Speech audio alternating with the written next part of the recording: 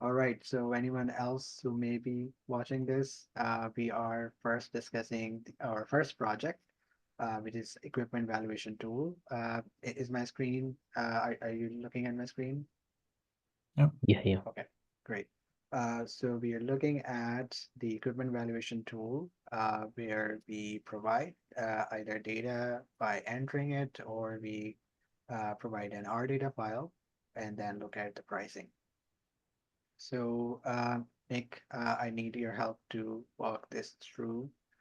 So we have in the file handling part, one question that I had was when we click on this button, it goes away. So Uh, when you click on it and it goes away, it's made a reactive variable mhm. that's just empty, but it's present. Um, and so I had the button disappear so that you don't click on it a bunch of times. Um, just redoing the same, creating a blank variable or list of lists or whatever you want to call it. But so that's why I made it disappear. But right now it's primed, it's ready, but you would have to go into the add new units accordion and then, add them. So, Okay. so you have to, I there has to, go ahead. Sorry, I was going to say that probably it's a good idea when we click on that button, then we have a model that has all of these options there, right? Instead of Right. in the sidebar, we can maybe put everything there because I know that some of these are also in here within the equipment details, right? Right. So what if we, once we click the button, it stays here and we get a model where we have all the settings. Yeah. So the way I had thought about it was when you click that, you have to have a category before you can have a model and or a unit, and you have to have a model before you can have a unit. So that's why I was saying before you have to go from the top down. So if Mhm. you tried to add a unit right now, you'd get some errors and it would have some problems. Um, So what's but the next step after we click that button? Do I click on this yep, one? add a category. Yep, Okay, so here, let's say I add CAT sure. and click create. Okay, next step is add a model history. Yep, Okay, let's do this. And then add a new unit. yep. Now you could, in theory, add multiple models, multiple histories, and then those two drop downs would be populated with them that are on this page, the his category and model. Mhm. But you have to have at least one of each before you can go forward. Yeah. Okay, so let me quickly fill this in. So we have cat and hist already populated, as you said. And let's take the year to, let's say, 2000, ours as 5000. So if you do a 2020 year, Mm-hmm. so when you make a new history, I had it build a dummy data set just so that there was some data. It's intended to be overwritten by the user when they do their research, Okay. but it runs some 2020 years. So when you go to details, you don't see the charts nice if you put a date too far out. Okay. Okay. So, all right. Yep. So that means probably we need some guidance Right. for the user. Okay. So click create, and we get this. Okay, great. Yeah, this is the first time that I'm looking at a summary content result. I Hmm. tried this several times, but yeah, I now know the sequence. But so then in that case, what is this button for? Update and save equipment details. So when you go, I was finding when I was on the details page, when I was switching between different units, sometimes the inputs were like lazy and they would have the old info. And or I shouldn't say it like that. If I wanted to change something in them, it didn't save it to the reactive variable. So if I say I've got my unit in there, so like right now it like it's empty and it shouldn't be, which is a problem possibly. Um, but like those should be filled in with the unit that's selected. So you clearly have the unit selected. So I'm not sure why those inputs are empty. These Yeah, they should have filled in with the information that you had just saved. probably these are not even used, right? I think Oh, they're yeah, just some of these are the same from adding a new unit model, and I think they're just showing up yeah, here as there, inputs. yeah. There's an observe event that fills them in when you Mhm. change units. So probably it needs that engagement for you to change the unit, but you only have one, so it doesn't trigger it. Okay. Yeah.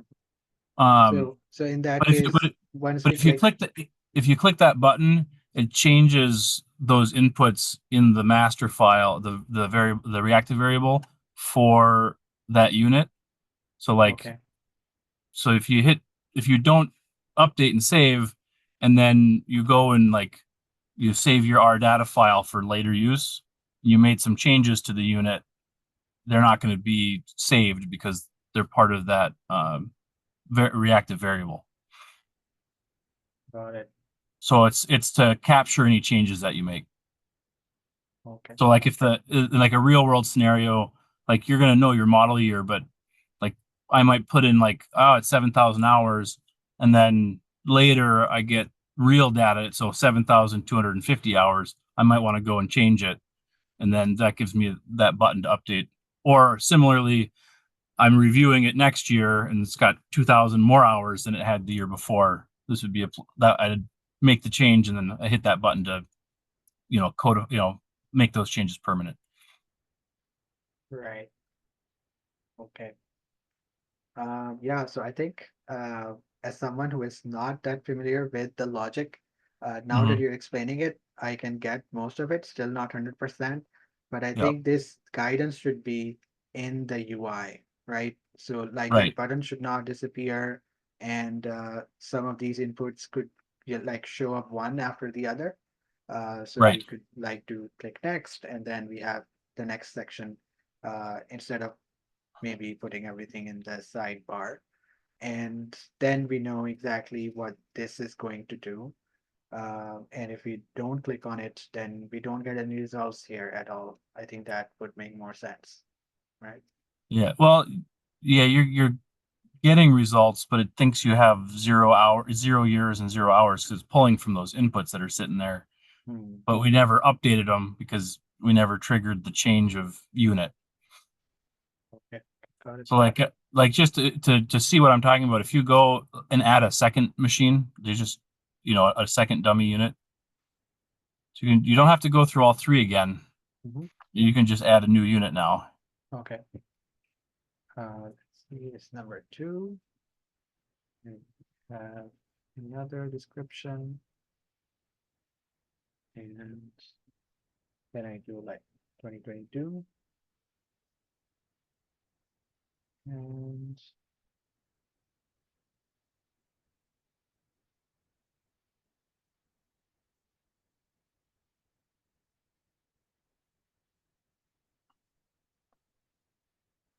So now on the sidebar, if you change the unit, no, here, the unit number dropped down. Yeah. and then click update and save. No, when you change the unit, it should trigger that observe event to change those inputs. So that's maybe there's a bug in there.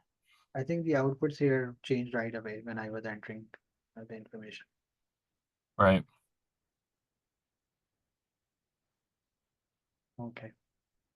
All right. So I think to wrap up the discussion for this first project, one thing you may have noticed is that I changed the font.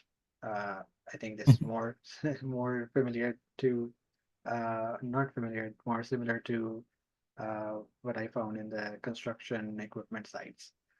Mhm. And maybe we can change the color. But I think we do need to make some UI changes. Maybe we can come back to this project just for the sake of making all these changes that you talked about. Um, maybe like after we are done with the four projects, because I know that there's still significant work that needs to be done to remove any bugs and to make it as intuitive as possible. And we can probably go to that idea of using web scraping to get the machine information, right? Then it would be a more like full-fledged project. Yeah. So I think that almost be a bigger project in and of itself. The where to access that data and scrape it, and And we there, can put more number of days instead of 15, maybe it could be a month you long know, or one and a half well, not month just long rather. it's just maybe my inexperience with scraping too. I mean, maybe it's not that bad, but I I have no know experience of web scraping. I know like a lot of the sites I use, it's like I have a paid account because we're a customer, right? Hmm. So I don't even know if the information is publicly accessible. Kennedy, do you have experience with web scraping? Nope, I have never done it. I think it's a learning experience. Then maybe we can try. I'm not Yeah, we sure can try. if you could do that The uh, with those kind the of accounts. Yeah, the valuation types, I define the auction and the retail. The retail ones are there's a lot of sites that have those public facing, so Mhm, we'd be able to scrape that probably. I mhm. don't depending on how easy it is to actually scrape. It's the auction side that is behind paywalls and stuff. So Okay. So as long as it is publicly available, I think we can do at least some attempts to scrape it. yeah, Uh, sure. so all right. So my suggestion is to come back to the project with that web scraping part after we are done with the first four in the list. Hmm. Um, and then we can see how to extend this. And one quick update on Posit Connect Cloud, where I was trying to deploy, there was a problem with the SaaS package, and that is bundled with PSLib. And so on Connect Cloud, they didn't have that working. Now it is working as per their email. So I'm going to try deploying this again. If it is, then I'll put that link in the first project list. Okay. I did one bug on my Linux environment when I deployed it on my intranet. Um, the the smooth, the ggplot smooth Mhm. didn't work. They're just missing, and I'm not really sure why. So that's something I'm gonna look into at some point. It's kind of weird. Mhm. Yeah, it is. That's interesting. All right, so I'm going to switch to the other project, the Pilot Conf docs. So let's close this. Before we switch, let's just two other small things. In Slack, we just had a really short two comment conversation about putting a license on it. Mhm. Yeah. Um, I just was curious your thoughts on that and Yeah, so for the overall Shiny Meetings project, I thought that this should be completely open source. mhm. And as long as we are not using any proprietary work or data, it should be available to everyone to make changes to. So I was thinking MIT license, um, but I'm open to making changes to particular projects if that works. um, yeah, I guess my only thought had been I think that I forget the acronym, but the one I had suggested I think it's a stronger copy left. So like future use need to be open source. For MIT, I think somebody could take it and repackage it as their own or something. Mhm. I Yeah. just wasn't sure what your thoughts on that aspect was. Kennedy, do you Not have any? not that I'm particularly worried about anybody stealing it, but Mhm. And I'm not sure. For all my projects which are not private in my GitHub, I just have them as MIT. You sure. if you want to copy, you go ahead and copy, make it yours, whatever. But maybe in case you guys have concerns about this specific project, maybe. Yeah, that worked for me as well. So it's Yeah. not a problem. Nick, do you like have some concerns? I, I don't have any like huge concerns. I mean, not to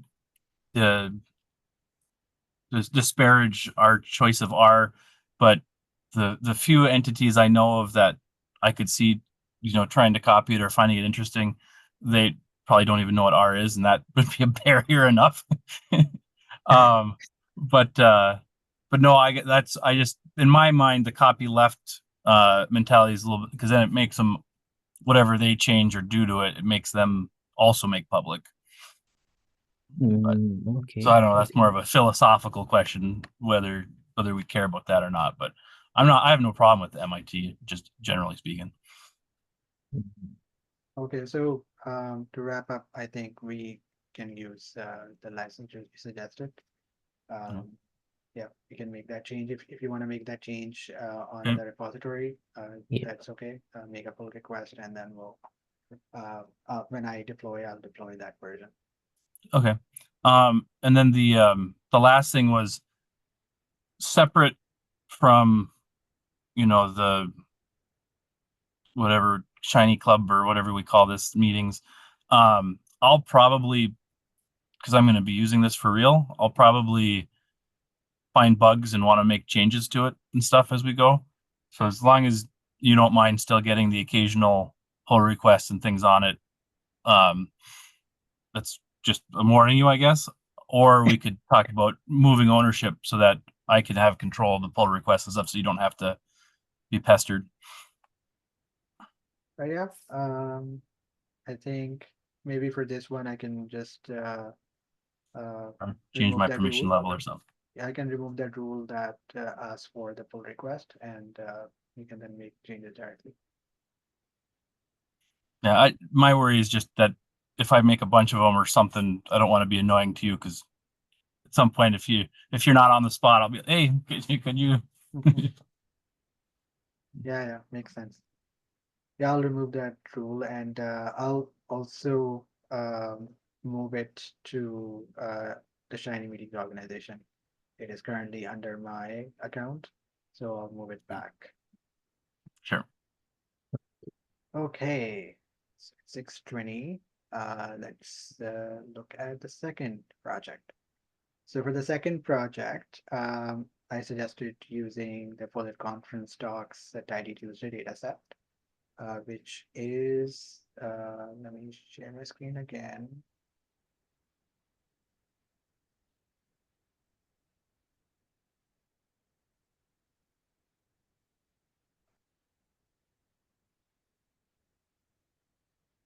Do you see our studio? Yep. Yeah.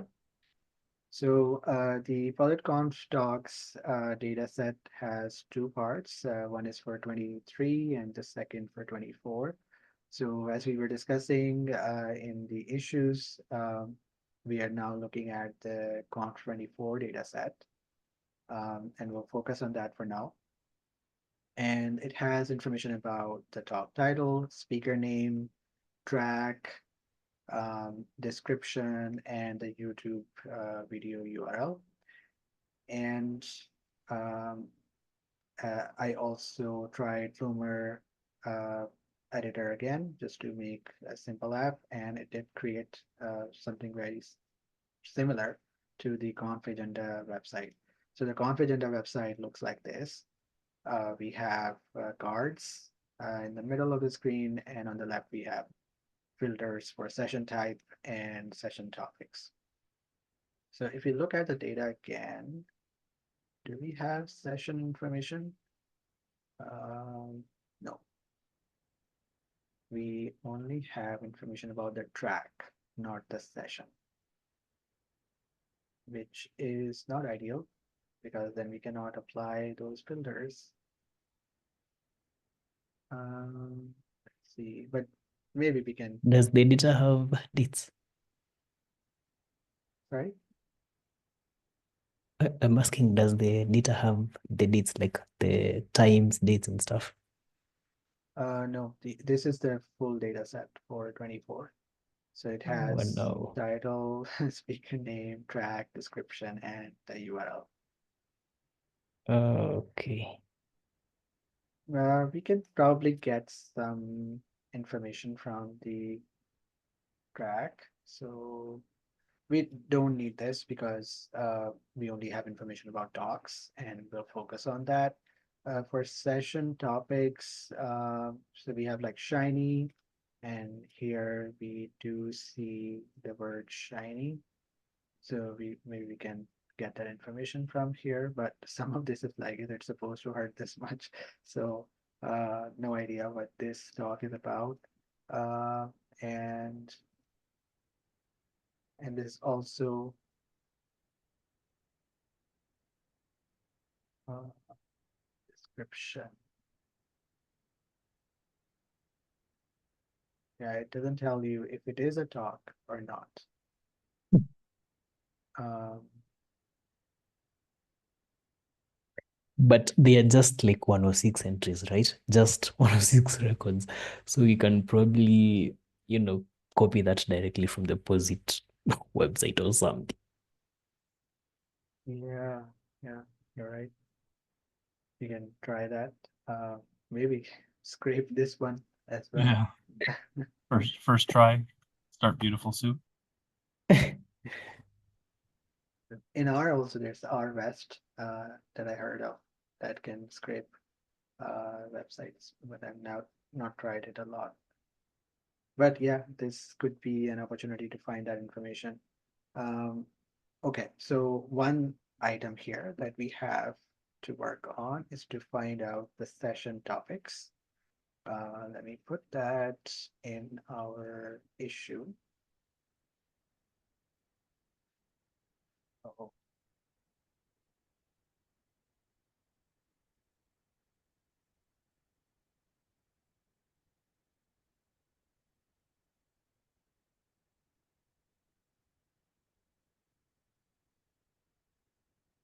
okay, so we have um, session information that we need to scrape.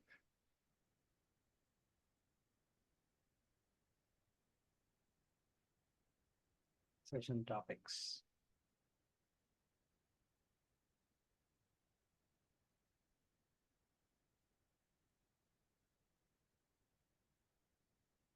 Okay.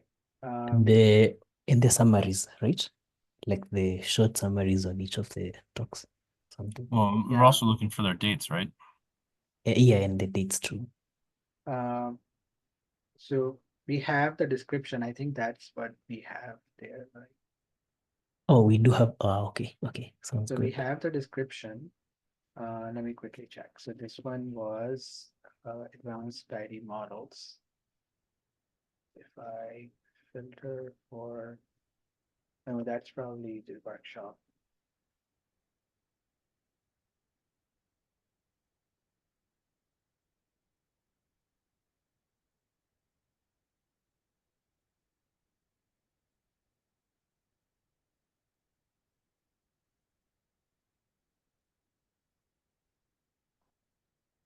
For the individual titles. It started with bugs, not drugs.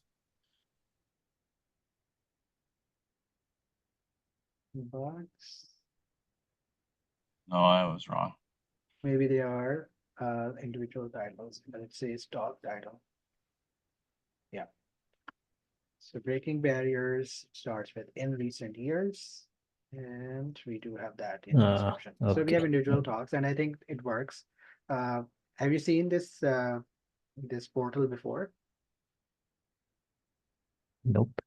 So this portal, this is where the video shows up, and it when it was showing live, it was showing it one after the other for all of these docs. So for our app, I don't think we need that. We just need to put each of these in their separate cards rather than all of this in a single card, right? Yeah. So we can, oh yeah, session type is available here.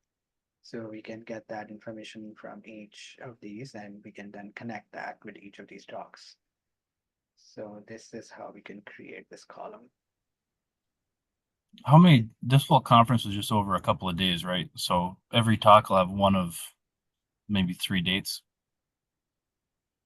Yeah, Yeah. that's right. Just different timings. But maybe we don't even need to separate them by dates. Maybe uh, those filters are sufficient. So I know that they have separated them in 3 tabs based on the dates. But instead of dates, maybe we can separate them, mm, or not separate them at all. Maybe just keep a single page and uh, let them let the user filter based on these session topics. Okay, sounds good too. Hey, right. So we want the session topic, and let me quickly check one thing. So here it says session type and session topic. So session type and topic are two different things. And one session could have multiple topics. Yeah. Okay. So how do we know which one is related to which? We have to filter and then find that out. Okay, so if I, for example, select shiny, then we have these 3. All right. Yeah, I think this is, even if we don't scrape automatically, we can just manually get that information. Okay, so that's one thing. Then what about the overall UI? Do we still put the filter like this on the left and the main cards on the right? The filter, what does that filter search for? Or rather, in our case, what will the filter search for? The one on the top, the search bar. Will you just be like searching for the titles alone, or any word that you enter there, I search for it in the description and in the like any text I find in that data frame.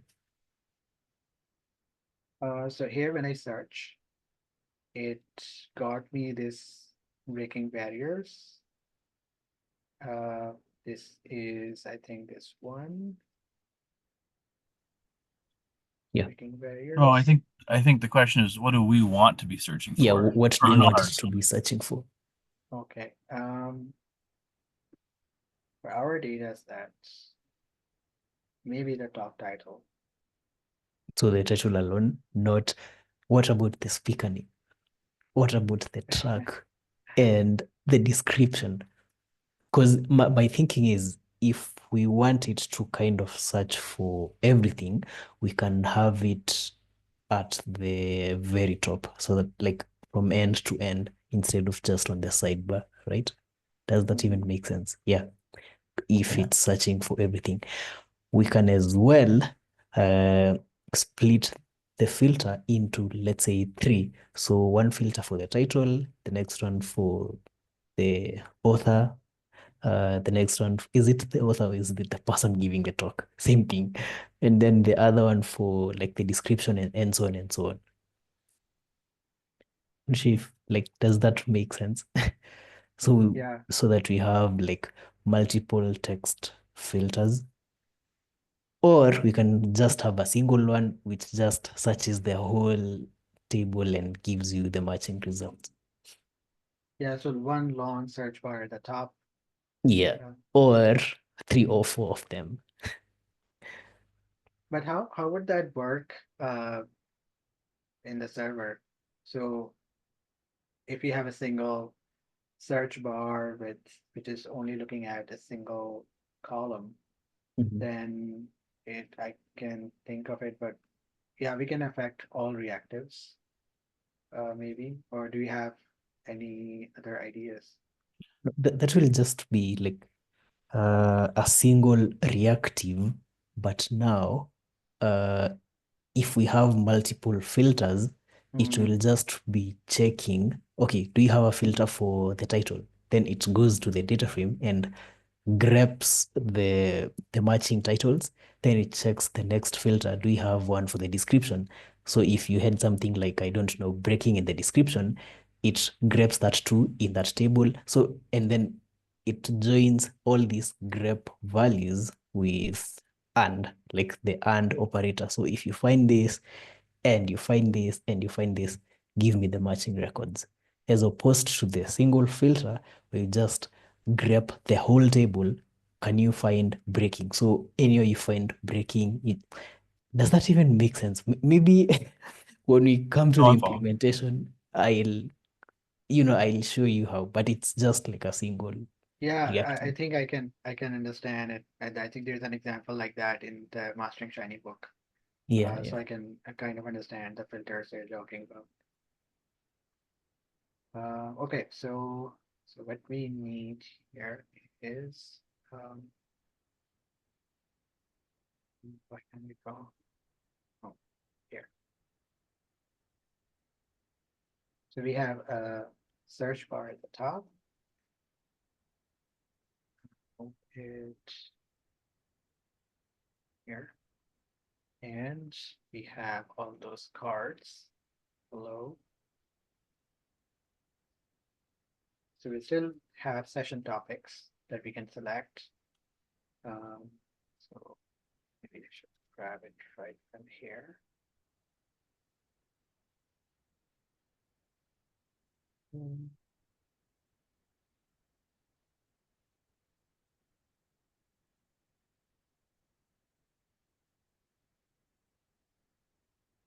And we have these cards.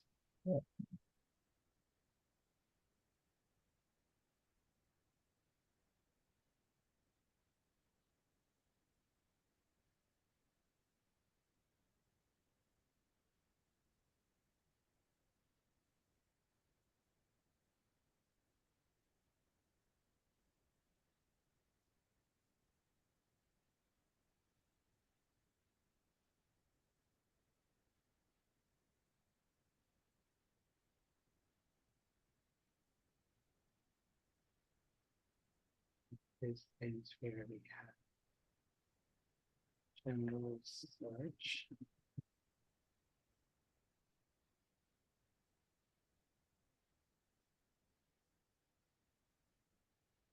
So we're searching the top title, um, the track, the description, right? Everything. Yeah, I guess everything, Mm. including the speaker. Search all columns. Um, Basically all of them other than the YouTube URL. Yeah.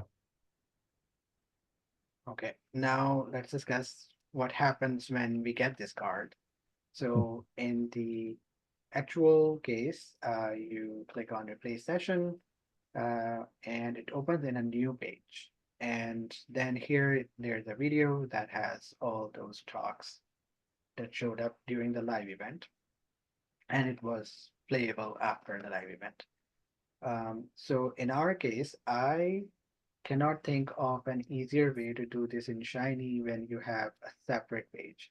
Because I generally, whenever we have multiple page or multi-tab Shiny app, we already know the number of pages and we know exactly where they are.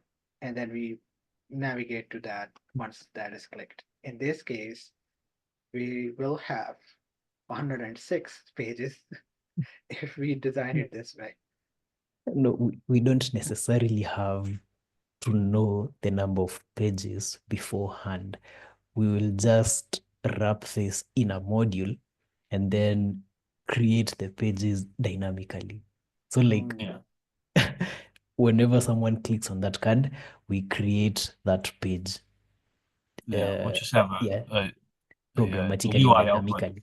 Yeah, Yep. yeah. yeah. So it's a UI, but wouldn't it be slow? Yeah, kind. I Depends on don't the think it'd be. approach. So it Yeah, I would don't think not it'd be be too too bad. slow. It'd be the same, pretty much the same way on the previous app, how we pop up the inputs for creating the new unit, and that's not particularly slow. Yeah, plus there is no calculations on this one, so we don't Right. expect it to be that slow. Okay, let's The think about a scenario, a theoretical scenario. Also, another Yeah. thing we can do is we can generate all the 106 pages once the app starts up.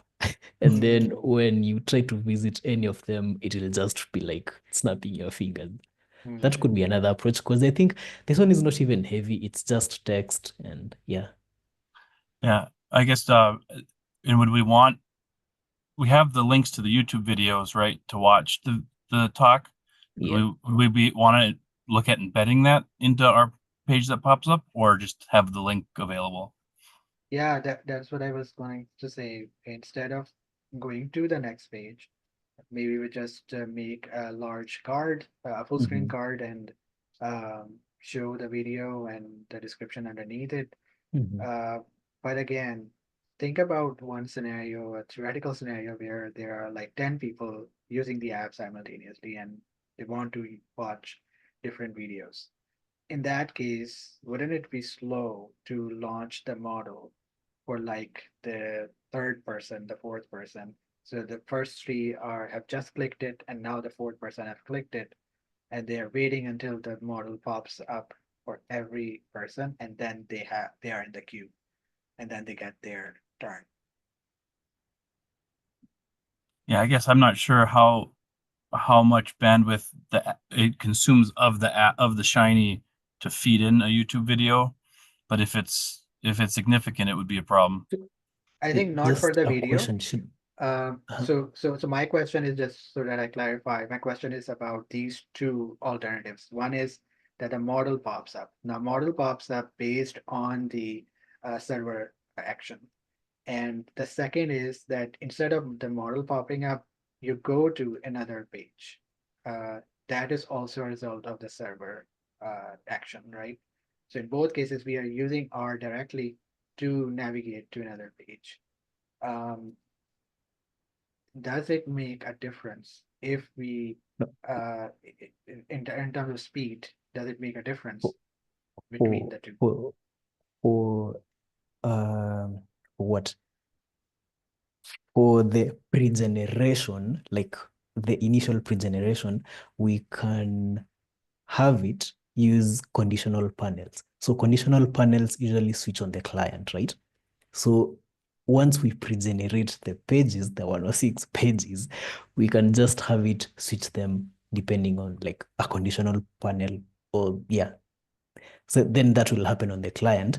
And when the user clicks any of those buttons, it won't really be a server action. It will just be happening on the client. Yeah. So Mm. when somebody does when we have the dynamic UI, like the output UI, does that happen client side? Is that what you're saying?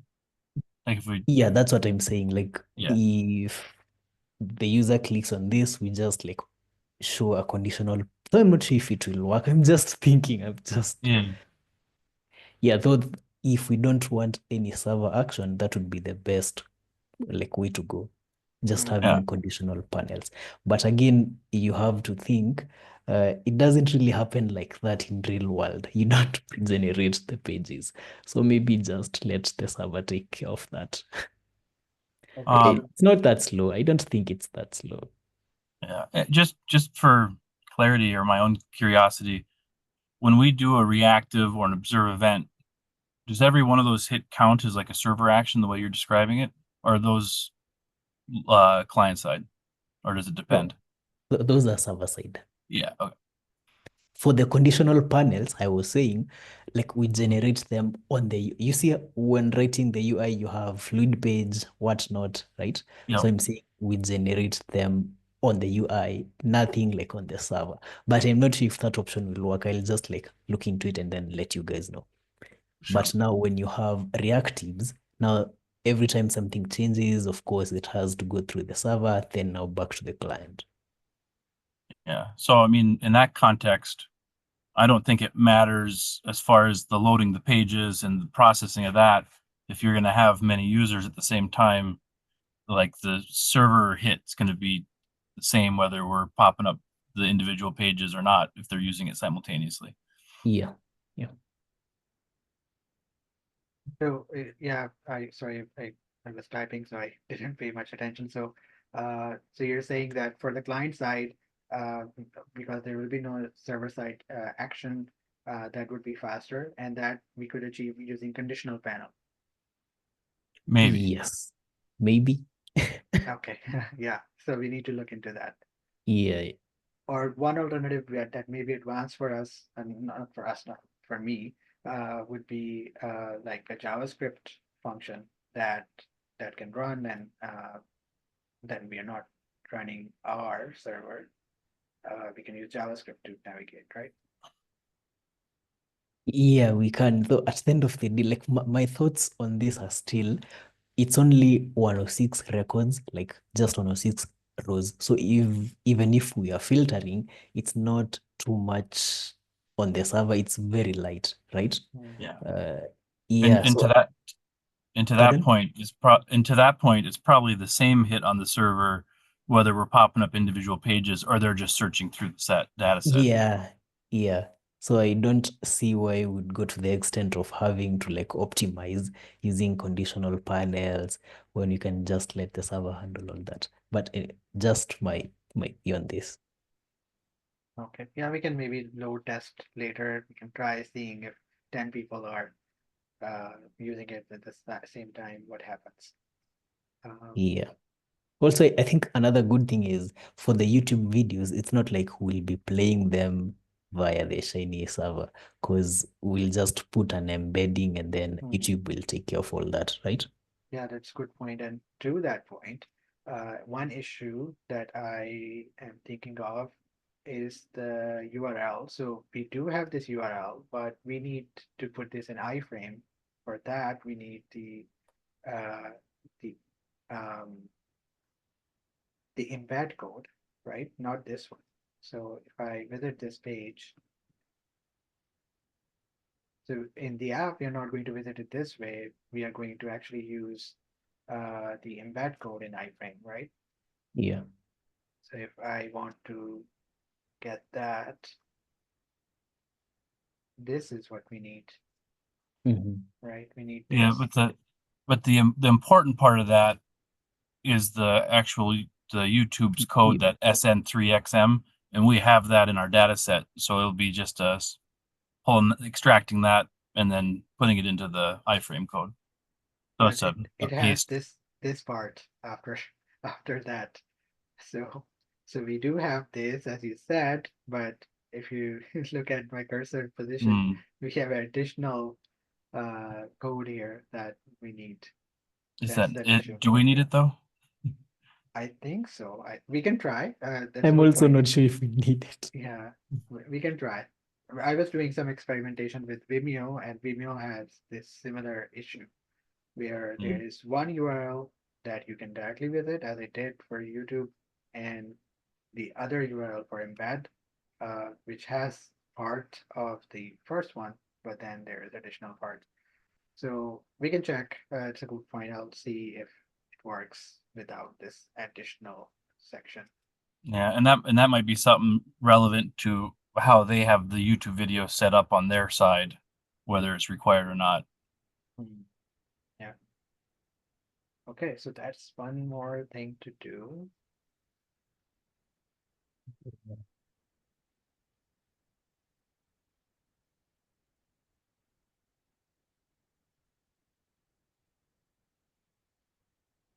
Oh, embedding. Okay. All right, so we have this, and we decided to add pages uh, for each card with that information. All right, I think this is it for now, unless you have any other points.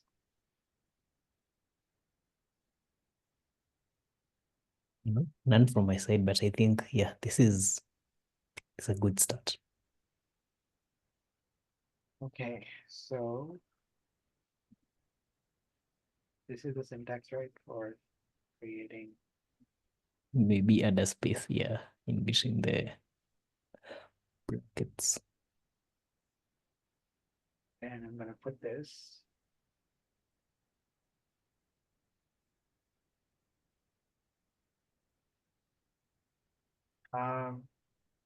So at the top, what should we add?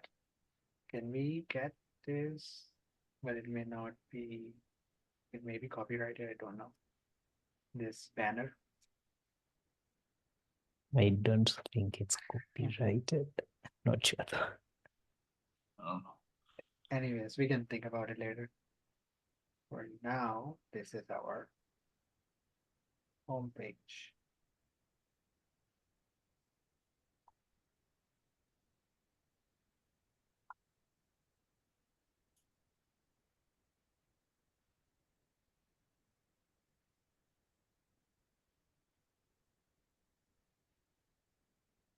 Okay, so which part do you want to work on? Any preferences? I'll work on the finding the full YouTube URLs Mhm. because I'll Okay, just be going through each one of them, the 106 videos. Yeah, I'll handle that. okay, I'll look into this one. And this is also challenging, so we probably need to do this combined. Yeah, maybe trade me and Kennedy for the YouTubes and the making the Okay, pages. Sure. okay.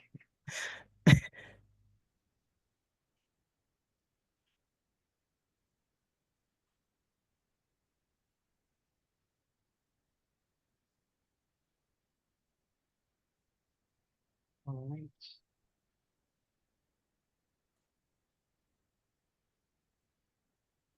That didn't work out. Interesting. Maybe just reload the page.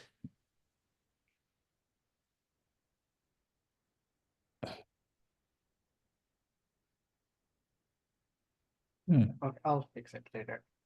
So, Okay. quick question before we go. Um, Kennedy, what would you do if you were to create this app with MBRX? I think the best part of creating such an application with Ambirix would be, do you see how we are saying when you click on that card, you get like all the details about this specific talk, right? Yeah, You get, yeah, exactly this page. on this The page. best thing with Ambirix would be you can copy that link and send it to someone else, and they can go to like exactly that page. That's literally the best thing about it. And that goes for like even the search inputs. So like if someone had searched for this, you just copy that link, send it to another person, and when they visit it, they get whatever you had searched and the results. So, and without a lot of hassle. I mean, you can still do it in Shiny, but I'm just saying. How would you design the UI? Would you use HTML tools?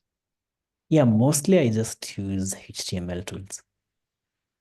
Oh, Yeah, I've got a Shiny app where there's a tag embed method that lets you like put the URL with the tag and it'll go to the right tab or page, Mhm.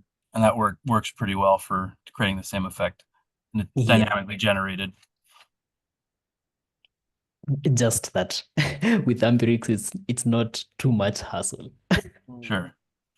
Yeah, yeah. But I think, as you said, we'll create this app in Shiny, and then I'll create like a prototype in Amurix, and then we'll just compare the feel. Yeah, and then we'll see. great. What Okay, so what is the? I'm not familiar with the tool you're referencing, Umbrix. Oh, Amurix. oh, Amurix, it's like I a put it web here. framework for R.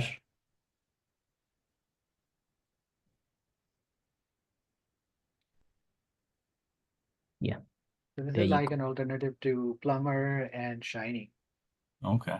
but it's made in R. And I think John Coyne is the first author, but now Kennedy has taken over the project, I think. No, I haven't. I am just one of the contributors. Oh, Yeah, yeah. but you worked on this website, right? Yeah, definitely. I worked on that. Yeah, I was trying to go through documentation, did go through some of the examples, but yeah, what I found challenging was the um, getting some of the language, my mindset and my Yeah, uh, yeah. mental It, model it's to be, it's a big shift from Shiny, yeah, but actually I would appreciate if you find something challenging, just let me know because a lot of people are probably struggling with it, and then I'll now look for ways to make it simpler. So if you just try something and then it's a bit challenging, you just let me know, and then I'll find a way to make it a bit palatable. For sure. I think if you create that app for PolitConf with this, that would be a lot of learning experience, and that would help me understand and make my mental model of how it works. All right. All right. So one more thing before we go. At this time, I've switched to using Golem, which is a framework for making Shiny apps by making an app package. So, and within the Golem framework, there is a dev folder where you have information about how to start the project. So I've filled in some of this information about the package, and I'm using the MIT license in this case. And then in the second part of it, this is where you create modules. So I think it would be nice to start with modules instead of like functions and modules instead of just going directly to the app.r or server and UI.r. Have you used Golem much before? I have used it for work, but I'm just learning as I go. So there's still a lot of things for me to learn. Don't worry, Nick. I have never used it. First time. Um, I've used it for, well, I found out about it and I thought I'll use that on my next project. So I have one project I use it on, and I found the built-in like testing and like to actually run your Shiny app. It's a little bit more like in our studio with like the one we just did. You'd run it, close it, open, run it, close it, run it, like to like be tweaking things as you're going. And I found Golem was a little frustrating that every time you want to save it, change, and update, you gotta let it run through a process and do a test thing first, and then you can open the app and see your change. But I might have just been doing it wrong too. But I think it's great for the longer term stability of the project For because sure. it offers you to write tests right away, although I always put false here. But I think it's a good practice to make tests when you're making the module as well. But Mhm. let's give it a try and see how it goes. All right. Okay. All right. So thank you so much. You continuing with the project. I'm very thankful. And let's work on it and we'll talk later. Okay. You have a good time. Yeah, you too. Thanks. Bye. Right. Bye bye.